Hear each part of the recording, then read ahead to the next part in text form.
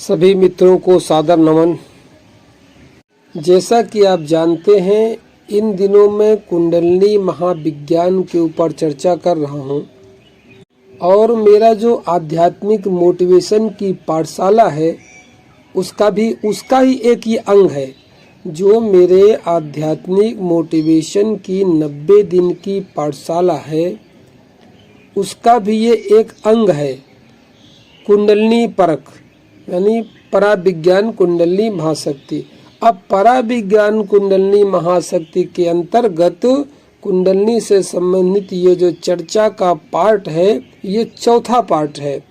और अगर आप 90 दिन की आध्यात्मिक पाठशाला के हिसाब से देखेंगे तो ये मेरा 30वां अध्याय है। शेष कुंडलिनी विज्ञान के ऊपर जो मैंने 3 वीडियो बनाए हैं वो मेरे वीडियो सेक्शन में जाकर के आप देख सकते हैं। कुंडलिनी मार्ग के खटचक्र, इस पे कल वीडियो चर्चा हो रही थी। उसी के आगे उसी को विस्तार करते हुए और कुछ कहना चाहता हूँ। ये जो मनुष्य के अंदर स्पाइनल कॉर्ड रीढ़ की हड्डी के अंतर्गत योगियों ने विभिन्न प्रकार के चक्रों का अनुभव किया है, मतलब नस नाड़ियों को जो गुच्छा है उसका अनुभव किया है। इनके जो नाम रखे 6 नाम उनके रखे हैं। पिछले अध्याय में डिटेल में आप पढ़ चुके होंगे। मूलाधार चक्र, स्वाधिष्ठान चक्र, मणिपुर चक्र, अनहद चक्र, विशुद्धि चक्र, आज्ञा चक्र और सहस्त्रार्थ। अब एक उदाहरण के तौर पे इनकी शक्ति को समझाने का प्रयास करता हूँ। ये इनको जो 6 चक्र हैं, 6 चक्रों को आप ऐसी कोठरी समझिए जिसके दरवाजे पर सोने, चांदी और रत्नों से मढ़ा हुआ कोई पर्दा पड़ा हुआ है। मतलब इन 6 चक्रों की कोठरी को जो खोलेगा उसको जो है सोने, चांदी, रत्न, हीरा, पन्ना, पुखराज इस प्रकार का जो पर्दे में लगा हुआ है, ऐसा पर्दा पड़ा हुआ है। उस पर्दे को खोल करके तब इन कोठरियों में प्रवेश करेगा। तो जिसके पर्दों में इतना सोना, चांदी, जेवर जवाहरात, हीरा, माणिक लगा हुआ है, रत्न लगे हुए, सोचिए उस कमरे की हालत क्या होगी, उसमें कितनी पावर होगी, उसमें कितनी सिद्धियां होंगी जिसके पर्दे पे हीरे मोती लगे हुए हैं। अब अगर साधक चलता तो है 6 चक्रों को खोलने के लिए, मगर खोलने के पास उनके करीब पहुंचता है तो उन पर्दे में सोने चांदी लगे हैं। अब सोने चांदी में ही यदि वो उलझ कर रह गया, सोने, चांदी, हीरे, पन्ना, मोती, पुखराज का मतलब हुआ सांसारिक व्यवस्था में एक संपन्नता, एक रिद्धि और सिद्धि। भाई आपकी निगाह में तो हीरा और कोयले में बहुत बड़ा अंतर है, आपकी निगाह में तो सोना और लोहे में बहुत बड़ा अंतर है, मगर कुदरत की निगाह में तो दोनों बराबर है। वो भी धातु है, सोना भी धातु है, लोहा भी धातु है, वो भी जमीन में पैदा होती है, अयस्क से निकलती है। सोना भी जमीन से निकलता है, लोहा भी जब भी जमीन से निकलता है। फर्क इतना है कि लोहा चूंकि अधिक होता है, जमीन में अधिक निकलता है, तो जन सामान्य व्यक्ति ने, हम लोगों ने लोहे की कीमत जो है कम कर दी, और सोना जमीन से कम निकलता है, परिश्रम अधिक लगता है, तो सोने की कीमत बढ़ा दी। तो इंसानों के लिए तो लोहा और सोने की कीमत अलग अलग है, मगर कुदरत की निगाह में दोनों पत्थर हैं। दोनों में, कुदरत की निगाह में दोनों में कोई अंतर नहीं है।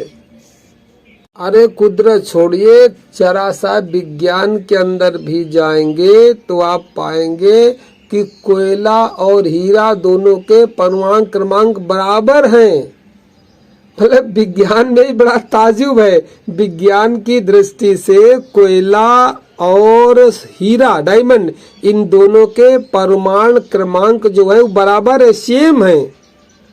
और वैज्ञानिकों की दृष्टि में सोना और मरकरी, पारा, इसके परमाणु के क्रमांक में केवल 1 का अंतर है। इसीलिए आपने अक्सर सुना होगा कि पारे को सोने में बदला जाता है। ये जो योगी होते हैं जिन्हें कीमियागीर कहते हैं, जो बहुत ऊंचे स्तर के जो आध्यात्मिक वैदिकी करते हैं, जो आध्यात्मिक जड़ी बूटियों को जानते हैं, उनको कीमियागीर कहते हैं। क्योंकि आयुर्वेद में भी ऐसी जड़ी बूटियां हैं, अगर उनको खा लिया जाए तो उनके खाने के बाद एक ब्राह्मी अवस्था की स्थिति का धीरे धीरे कुछ अनुभव होने लगता है। तो एक दिशा वो भी है। आपने अक्सर सुना होगा, वो मेमोरी बढ़ाने के लिए एक जड़ी बूटी होती है, उसको कहते हैं ब्राह्मी। मार्केट में ब्राह्मी का शरबत भी मिलता है जो मेमोरी को बढ़ाता है, स्मरण शक्ति को बढ़ाता है। बैद्यनाथ हैं, डाबर हैं, बाबा रामदेव हैं, लगभग सभी इस प्रकार के शरबत को बनाते हैं जो गर्मी में मिलता है, बिकता है, इस्तेमाल किया जाता है। इसमें एक प्रकृति के अंदर ब्राह्मी नाम की जड़ी बूटी पैदा होती है, उससे ये तैयार किया जाता है। अब ब्राह्मी का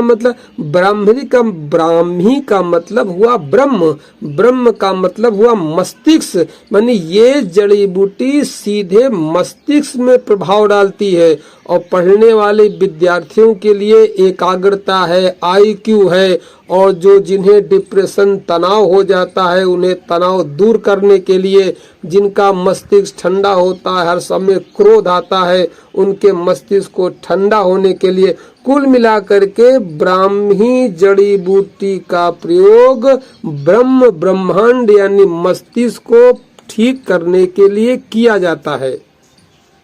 तो कुल मिलाकर के मैं अपनी दिशा की ओर लौटता हूँ, क्योंकि दिशा बदलती चली जा रही है। मैं कह रहा था कि खड़चक्र नाम की जो कोठरी है उसमें सोने, चांदी, हीरे, पन्ना, मोती के दरवाजे लगे हुए हैं। जब कोई योगी उसमें प्रवेश करता है तो पहले इस प्रकार के दरवाजे में पत्थरों में ये सब देख करके उसमें भटक जाता है। ये सब सोने, चांदी, हीरे, पन्ना, मोती, पुखराज का मतलब हुआ संसार की रिद्धियों सिद्धियों से हुआ, जो आध्यात्मिक रिद्धि सिद्धि होती हैं। इन छयों चक्र में अपनी अपनी चमत्कारिक शक्ति होती है, रिद्धियां होती हैं, सिद्धियां होती हैं। तो जो साधक इस पर्दे पर ही रुक जाएगा, मतलब कहने का रिद्धियों सिद्धियों में फंस जाएगा, उनका उपयोग करना शुरू कर देगा।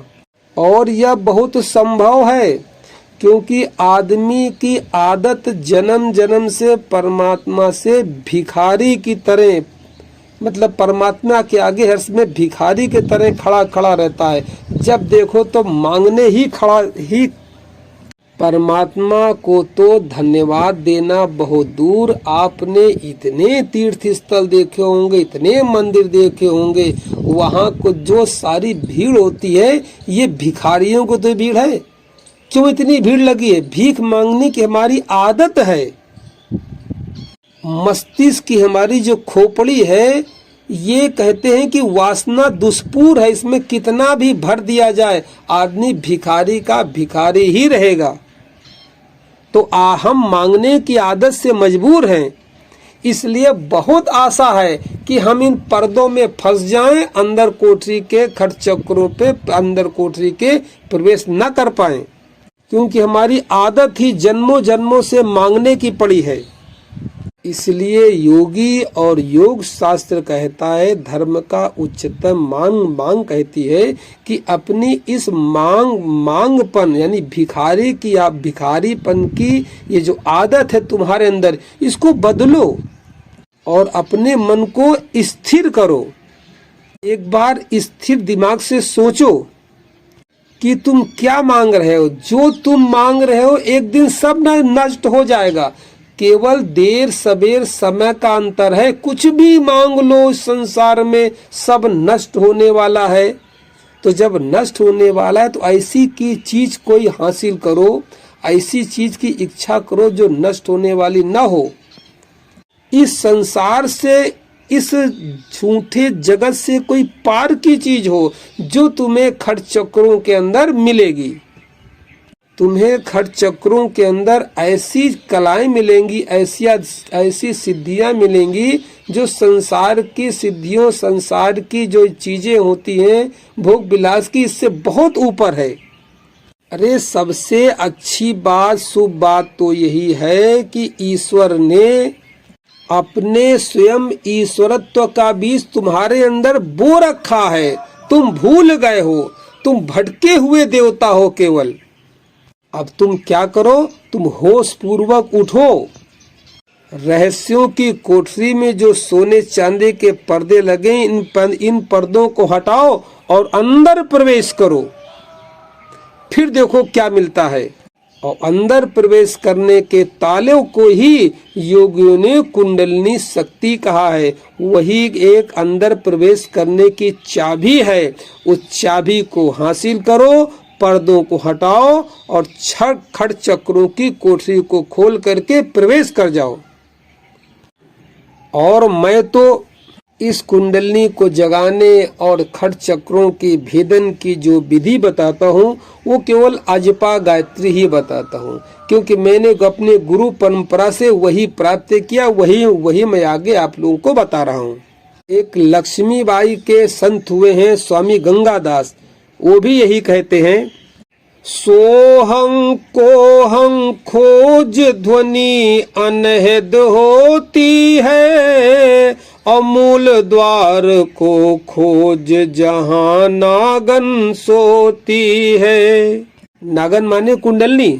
खट चक्रों का जो ताला खोलने की मास्टर की है वो है कुंडलनी। पुराणे इसी बात को प्रतीक भाषा में एक कहानी के रूप में हर समय दर्शाया करती हैं। एक उपनिषद है, उसका नाम है स्कंद पुराण। तो स्कंद पुराण में जो कुंडलिनी रूपी अग्नि की जो ये उत्पत्ति है उसके विषय में कथा आती है कि सनद कुमार ने जब इस कुंडलिनी शक्ति के विषय में वो व्यास जी से पूछा था, तो व्यास जी उन्हें बताते हैं कि प्रजापति ने सृष्टि के आरंभ में हजारों वर्ष तक तप किया, तब जाकर के भूर्भुवः स्वः शब्द उत्पन्न हुए और इनका मन के साथ संयोग होने पर अग्नि उत्पन्न हुई। अब वो अग्नि जब नीचे गिरने लगी तो पृथ्वी जलने लगी। इतनी भयानक अग्नि थी, ज्वाला थी कि नीचे गिरने लगी तो पृथ्वी जलने लगी, ऊपर चलने लगी तो आकाश जलने लगा। वह स्वर्ण आभा के समान दिव्य अग्नि थी जो तपश्चर्या से पैदा हुई थी, योगाग्नि। उसी को कुंडलिनी अग्नि कहते हैं। जो योगी के तप बल से जगती है उसी को योगाग्नि कहते हैं। अग्नि तो जन्मों जन्मों की पैदा हो गई तो उसको भूख चाहिए, नीचे आएगी तो पृथ्वी जलेगी, ऊपर जाएगी तो आकाश जलेगा। अब करे क्या? तो अग्नि ने ब्रह्मा जी से कहा कि मैं भूख के पीछे जली जा रही हूँ, मुझे भोजन दीजिए, मुझे भोजन चाहिए। अब ब्रह्मा जी ने क्या किया? ब्रह्मा जी ने अपने शरीर के एक एक अंग करके सब उसको खिला दिया। ब्रह्मा जी के सारे अंग खा लेने के बाद भी अग्नि की भूख मिटी नहीं, अग्नि तृप्त नहीं हुई। अब यह कहानी तो पौराणिक है, आपने बहुत सुनी होगी, भागवत कथा प्रवचन में सुनते होंगे। कभी विचार किया? आज मैं इस कहानी का जो अर्थ है वो भी आपसे बताते हुए चल रहा हूँ कि कहानी में आप फंस के न रह जाए, इसको इतिहास न समझ ले कि ऐसा कहीं हुआ होगा। ब्रह्मा कहते हैं मानस पुत्र। वेदों में ब्रह्मा को मानस पुत्र भी कहा गया है, मन का पुत्र भी कहा गया है। ब्रह्मा ने शरीर का एक एक अंग जो है कुंडलिनी को खिला दिया, कुंडलिनी रूपी अग्नि को खिला दिया। इसका मतलब जब शरीर में कुंडलिनी जगती है तो ये पहले क्या करती है? शरीर के जितने भी अंग हैं इनको सबको ठीक कर देती है, सुधार कर देती है। जितने भी शरीर के अंग प्रत्यंग है सबको सुधार कर देती है। फिर भी उसमें ताकत बहुत बचती। अब क्या करे? सारे शरीर के रोग ठीक कर दिए, सब कुछ ठीक कर दिया, सब सही कर दिया, संसार में गति अच्छी कर दिया। अब क्या करे? रोग भी ठीक कर दिया और संसार में जितनी उसको आवश्यकता के अनुसार आवश्यकताएं थी सब भी धीरे धीरे पूरी कर दी। मगर कुंडलनी तो अभी भी जग रही, सब कुछ होने के बाद भी वो प्यासा है। मतलब सब कुछ होने के बाद भी कुंडलनी शक्ति इतनी विराट है, ज्वलंत है, अब भी कह रही मैं भूखी हूं, मुझे और कुछ दो। अब ब्रह्मा जी क्या करते? ब्रह्मा माने मानस पुत्र। अब मन क्या करता है? इस प्रकार ब्रह्मा जी ने कोई दूसरा रास्ता उनके पास कोई सूझा ही नहीं कि सब कुछ उसने दे दिया, अब भी प्यासी है, भूखी है। तो फिर ब्रह्मा जी ने अग्नि से कहा कि पृथ्वी लोक में जो मनुष्य रह रहे हैं और जो काम इच्छा के वशीभूत हैं, मतलब काम वासना से ग्रसित हैं, तू जाकर के उनके शरीर में घुस जा और घुस करके जीवन भर जब तक तेरी इच्छा है तब तक उसकी धातुओं का रस है, रक्त है, मांस है, मज्जा है, हड्डी है, शुक्र है, इनको खाती रहो। अब ब्रह्मा जी के कहने पर अग्नि मनुष्य के अंदर तो घुस गई और वासना के रूप में जो व्यक्ति के अंदर वासना भरी हुई है, वासनात्मक जिसकी प्रवृत्ति है, उसके अंदर इस वासना के द्वारा उसका रक्त, अस्थि, मज्जा, जितने उसका शरीर का बल था सब खा गई। मगर फिर भी भूखे, अब भी उसको चाहत है, अब भी वासना पूरी नहीं हुई, अब भी चाहत है। मतलब इतना कहने के बाद भी, इतना खाने के बाद भी अग्नि शांत नहीं हुई, उसकी भूख नहीं मिटी। तब ब्रह्मा जी ने कहा कि अब तुम एक काम करो, अब तुम देवताओं, मुनियों, योगियों और ध्यानियों के अंतःकरण में प्रवेश कर जाओ। तब जाकर के उस अग्नि को कहीं शांति मिली, उसको तृप्ति मिली, वो तृप्त हो गई।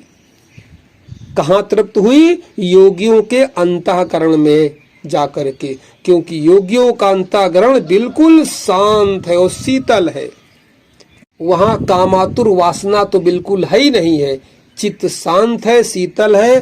तब जाकर के ये अग्नि जब योगियों के अंतःकरण में इसने प्रवेश किया, तब जाकर के वो उसकी क्षुधा शांत हुई, उसकी भूख मिटी।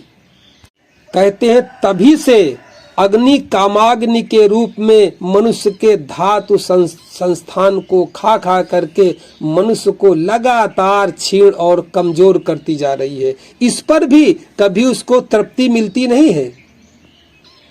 वासना तो कभी पूरी होती ही नहीं है, क्योंकि इसका जो प्रवाह है वो अधोगति की तरफ है, नीचे की तरफ है।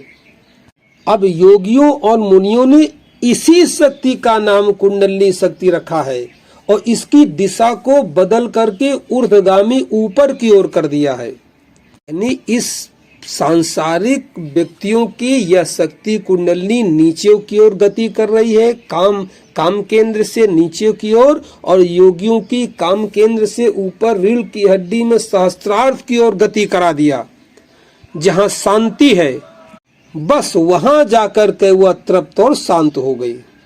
इस प्रकार की जो पुराणों की कहानियां होती हैं, ये भी एक प्रतीक के रूप में मनुष्य के अंतर्गत, उसके अंतर्गत जो अंदर शक्ति है उसके जागरण का और उसके उत्थान करने की प्रतीकात्मक कथाएं हैं, ताकि कहानियों, किस्सों से लोग किसी चीज को आसानी से समझ जाते हैं। मैंने कई बार इसी सिलसिले में आपको एक कहानी बताई है, आज फिर बताता हूँ।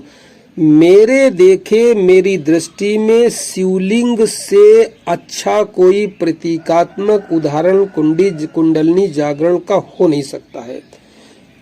आपने पिछले वीडियो में पढ़ा होगा कि मूला यानी रीढ़ की हड्डी, मेरुदंड, स्पाइनल कॉर्ड के सबसे नीचे मूलाधार चक्र है, उसके नीचे सूक्ष्म शरीर में स्वयंभू चक्र है, स्वयंभू चक्र के ऊपर नागिन लिपटी है। अब इसको जरा, इस प्रतीक को जरा ऊपर लेके आइए, पृथ्वी के ऊपर बाहर, पुराणों की भाषा में। तो पुराण इस विषय में क्या कहना चाहती है? तो शिव पुराण के अनुसार जो आप ये शिवलिंग का पूरा रूप देखते हैं, पूरी आकृति देखते हैं, शिवलिंग की पूरी आकृति यह है कि नीचे अर्घा होता है, ऊपर लिंग होता है, शिवलिंग के ऊपर एक 3.5 फेरा लिए हुए सांप होता है, अगल बगल शिवलिंग के 3 छड़ें लगी होती हैं जिन्हें टिकटिकी कहते हैं। टिकटिकी के ऊपर एक घड़ा रखा होता है, घड़े में छेद होता है, घड़े में छेद होता है, छेद में एक धागा बांधा जाता है, घड़े में जल भरा जाता है, वो जल बूंद बूंद बूंद बूंद करके शिवलिंग के ऊपर टपकता रहता है, जिसको नागिन बूंद बूंद करके पीती रहती है। ये तो आपने मंदिर का जो चित्रण है लगभग हर जगह मंदिरों में देखा होगा।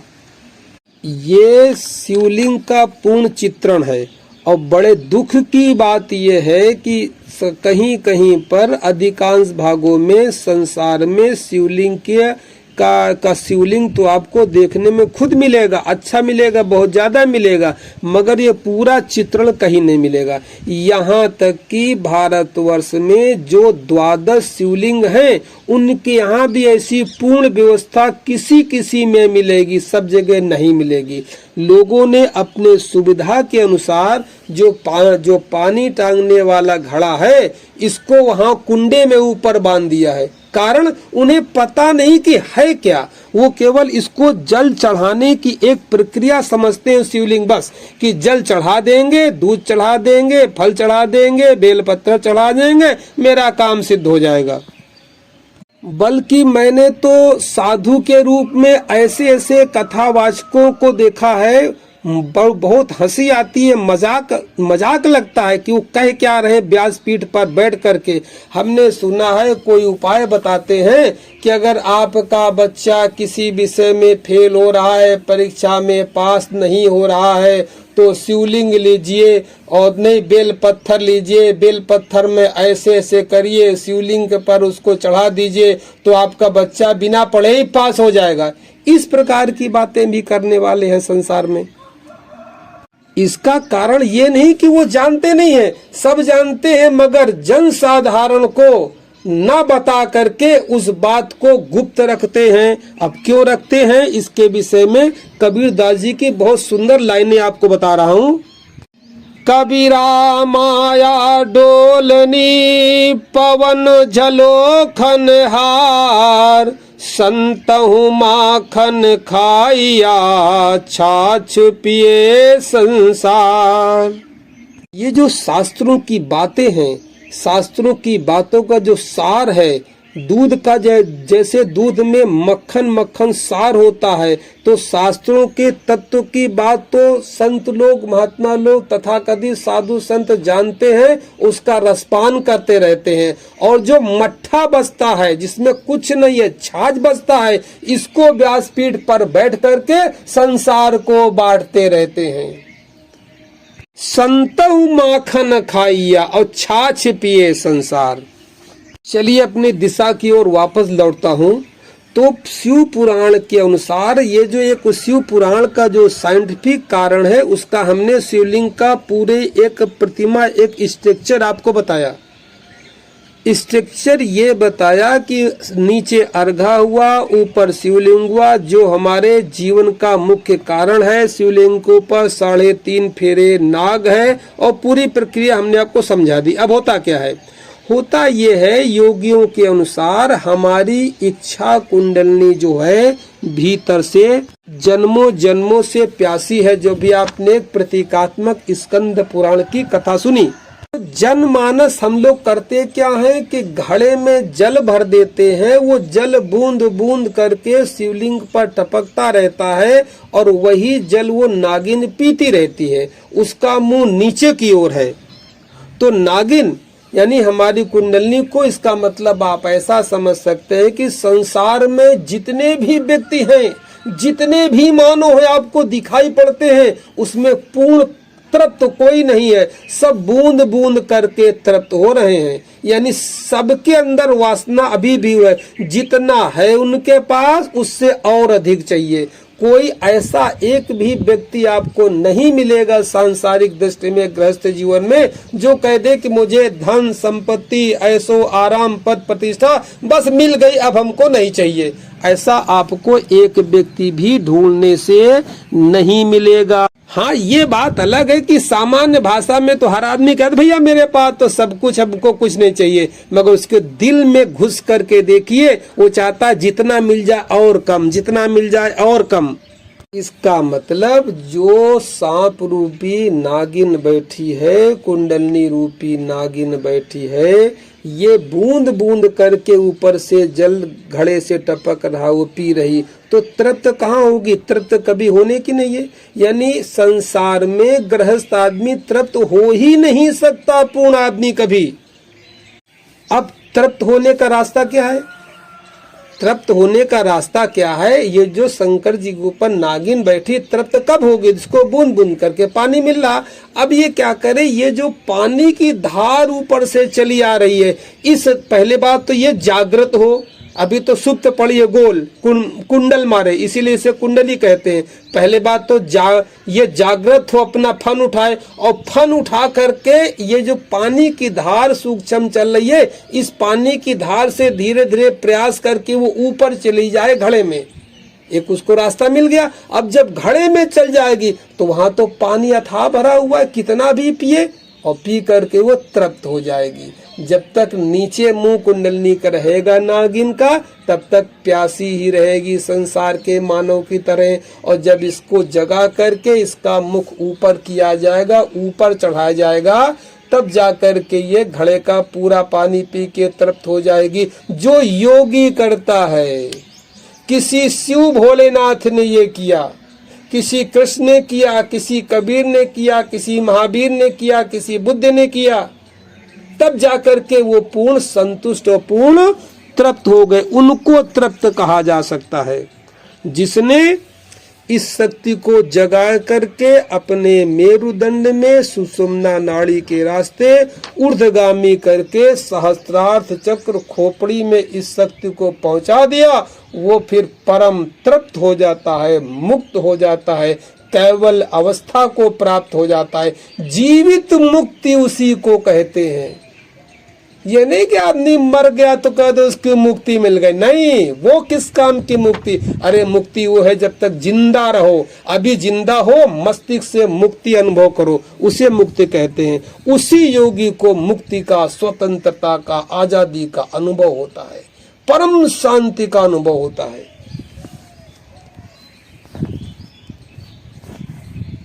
इस विषय में मैं विस्तार से चर्चा खोल करके आपसे करूंगा।